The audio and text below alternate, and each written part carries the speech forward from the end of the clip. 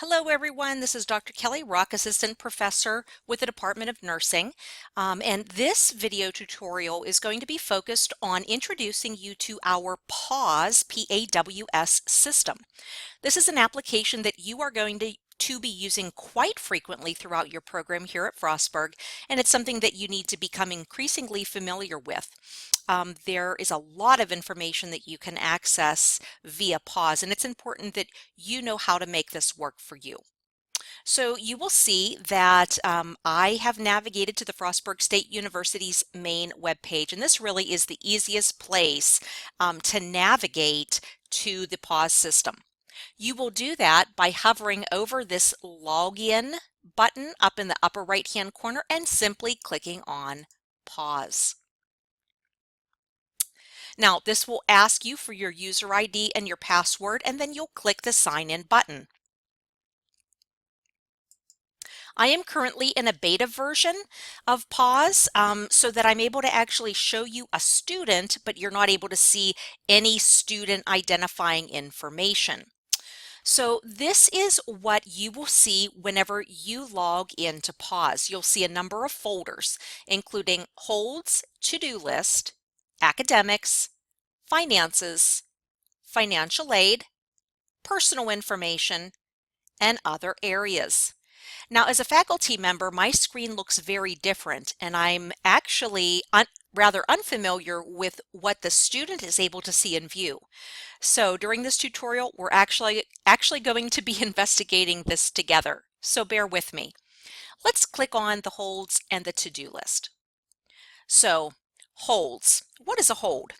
Well, it's basically a notification that you need to resolve something before moving forward in your program. It's common for students to have financial holds. Typically, it's something with financial aid that needs to be resolved. Sometimes there are conduct holds because students haven't completed mandatory education courses that the university is requiring them to do that's not necessarily part of our nursing program, so on and so forth. If you have a hold on your account, we cannot enroll you in any of your classes. So it's important that you do check PAWS periodically to make sure that you don't have any holds. Let's click on this button. Okay, and this McTester student has no current holds. That's fantastic. That means that no action needs to be taken. Let me see if I can backspace here. Okay, and let me click on the to-do list. I'm not sure exactly how that is generated or exactly what the application is, but it's available here in PAWS. Okay, let me go back again and let me go to finances. I'm going to save academics for later. Okay, so in the finances folder, these are all of the different applications that are available to you. So promissory deferment application, set up a direct deposit, view your 1098-T electronically. This tab is devoted specifically for summer and intersession pay plans. This is make a payment, and this is to view your e-bill. Financial aid is a little bit different here, and this allows you to view your financial aid information, including scheduled disbursements, and this also allows you to accept or decline financial aid awards. It might be a good time for me to mention to you that the nursing department staff and faculty have absolutely no information nor accessibility into your financial aid records. If you have a financial aid issue, it must be resolved by financial aid or by billing. We cannot override any financial aid or billing holds. That really does need to be taken care of through those respective departments. Your advisor sometimes can advise you if you run into problems, but your very first step will always be to speak with those departments directly because we can't access that information. Okay, if I click on the personal information here, I'll be able to make sure that my address is correct, my emergency contacts, FERPA and restricted directory information, that's sort of like HIPAA for education, my demographic information, extracurricular activities, phone numbers, emails, honors, awards, user preferences. This other areas folder, let's see here. I really am unsure about what all of this is, and I'm not sure that you would be using any of these applications, but it's good to know that it's here. I guess the only thing that I can think of would be this library account information that I know that you will need in order to access the library here at Frostburg remotely. You will need this ID and barcode, so that's incredibly important information there. But otherwise, I'm not sure that you'll be using too many of these other files. Now, the Academics tab is probably the one that you're going to use the most.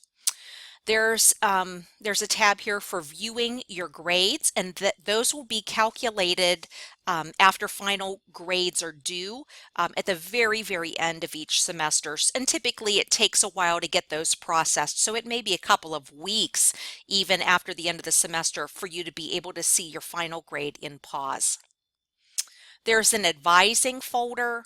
There's an enrollment folder, a schedules folder, transcript folder, and release of information. So feel free to dig into all of these folders for more information. Let's click on the degree folder. Okay, there's nothing there. Let's click on View My Grades. Okay, so this will ask you to identify the semester, the grades for corresponding semester. So say I wanted to look at my spring 2017 grades. I would make sure that I click the correct radio button and then click continue. And there are my grades. So these are the courses that I took. And it looks like my grades have not been processed, which makes sense because the spring semester officially has not ended yet. But if the spring semester was over and a couple of weeks have passed, I will be able to see my grade and my grade points. This also kind of gives a cumulative look at what I've completed so far in my program. So that will be an important application for you all to use. Okay, under the Advising tab, incredibly important. Lots of different applications here that I encourage you to just click on everything. Go into every single folder and see what's available here. Here's an important tab. This is called Applying for Graduation, which students will probably do in their second semester, which seems unrealistic, but indeed it is the case. So this is an application by which you can apply for graduation. Okay, let's backtrack. This application allows you to actually plot out the courses that you want and need to take in the corresponding semesters in which you want to take them. Many students do not use this application. It's not the most user-friendly, but it is available to you should you decide to play around with that if that works for you. Here's an area that says My Academic Requirements. So let's click on that.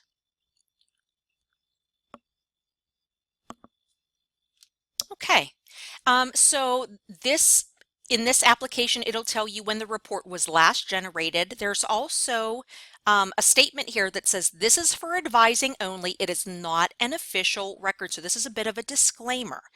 It advises you to review this report carefully and report any additions or corrections to the registrar's office. Okay, it also specifies your catalog year, the number of hours that must be completed to earn your degree, so on and so forth. Then if you scroll down, it goes through each of the requirements. So your general education program,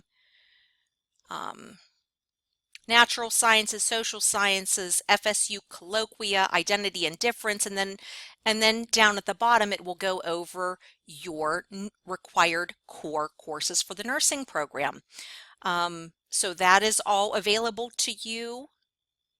It tells you what other courses are required outside of the discipline that you have or have not taken, and other requirements here that have not yet been satisfied. So this is a nice application to be able to access when you just need some general information. But again, there's this disclaimer that this is not your official record. Okay. Advising notes. If your advisor or anybody in the nursing department has made a note of something important, like you've taken a leave of absence, or you've had a medical withdrawal or something along those lines, you'll be able to see those notes here. And that's one of the ways that we use to communicate with each other.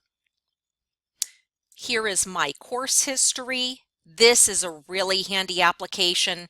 It tells you what courses you've completed. It tells you what your grade is, how many credits or units you have earned. This is a great way just to double check and make sure, okay, I have taken this class, but I haven't taken this class. This is a great application. This tab will tell you who your advisor is. And Tester McTester's advisor is Professor Stephanie Hay here in the Department of Nursing. Here you can view your transfer credit report. So courses that you are having transferred in will all show up under that application. I don't think we use this major math and chem levels. This what if report, I am not intimately familiar with this application. Well, I see. I think this is probably more or less used by faculty and staff, although it appears open to students, but I'm not sure that you would really have any need of using this what if report, but it looks like it is available to you. If you have specific questions on how to use it, you can certainly call the nursing department directly and one of our staff people can work with you. That main number is 301-687-4141. And then there is My Planner here. And this basically tells you the courses that that this student has used the application to kind of plot their course of study according to when courses are offered. So this, again, this is an application that's available to you, and this is something that you may want to use. This is typically done with each student upon admission. So that's a very handy application also. Okay, so that's under the advising tab. Another thing that I really want to show you is this enrollment tab. And under the enrollment tab, there's a lot of very important information. One of which is enrollment dates. So let's click on that. So say I want to enroll for fall of 2017. I want to see my enrollment dates. Well, it looks like I could begin registering for classes. Oops, up here, I'm sorry. My registration appointment begins April 10th at 9 a.m. and I have through September 1st at 4:30 p.m. in order to enroll in my courses. Now, there's also enrollment dates, open enrollment dates also, but some courses fill very quickly, and I would always advise you to register as close to your appointment date as possible. And please do note that registration appointments have both dates and times. So a lot of times students don't realize that and they try to register at, say, April 10th at 7 a.m. and they get very frustrated because they're not able to register for their classes. Well, it's because the time hasn't passed yet. So make sure that you do have the appointment date and time correct.